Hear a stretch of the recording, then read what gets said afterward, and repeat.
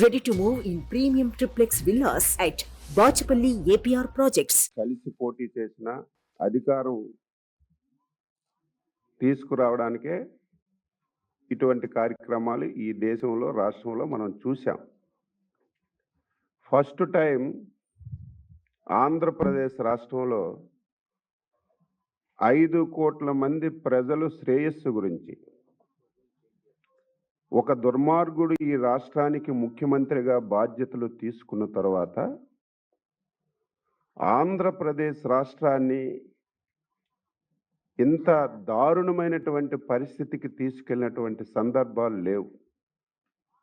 5 కోట్ల మంది ప్రజలు అన్ని వర్గాలు ఈ 5 సంవత్సరాల్లో ఎన్ని ఇబ్బందులు పడ్డారు.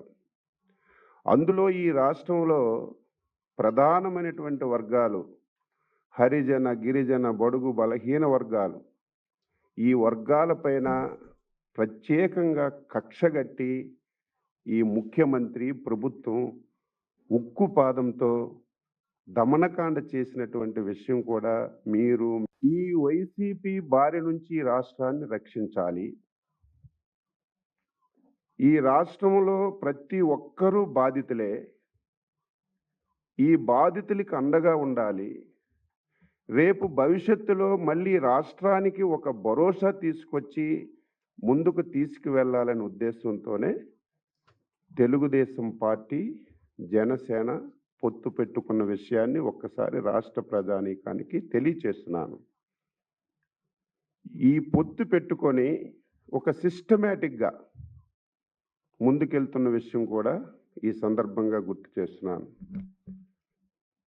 మొన్న 24వ తారీఖున ఆంధ్రప్రదేశ్ చరిత్రలో ఎప్పుడూ లేని విధంగా 2 పార్టీలు కలిసి దాదాపుగా 99 స్థానాలకి అభ్యర్థుల జాబితాని విడుదల చేసి ఒక చరిత్ర సృష్టించిన విషయం కూడా గుర్తు చేస్తున్నాను.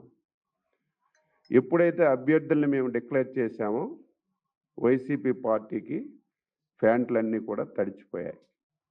ఆ రోజు నుంచి అవాకులు చవాకులు ఇష్టం వచ్చినట్లుగా మాట్లాడి ఈ 2 పార్టీల మధ్యన తగాయిదాలు సృష్టించాలని చాలా ప్రయత్నాలు చేసినా సరే 2 పార్టీ నాయకులు, కార్యకర్తలు సమన్వయంతో పనిచేసి ఎక్కడ విభేదాలు లేకుండా ముందుకెళ్ళిన విషయం కూడా గుర్తు చేస్తున్నాను. అది అయిన తర్వాత తాడేపల్లిగూడెంలో ఒక చరిత్ర సృష్టించాం.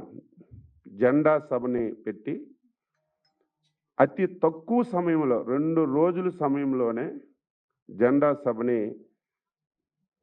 జరిపి కార్యకర్తల్లో నూతన ఉత్సాహాన్ని నింపిన విషయం కూడా ఈ సందర్భంగా తెలియజేస్తున్నాను.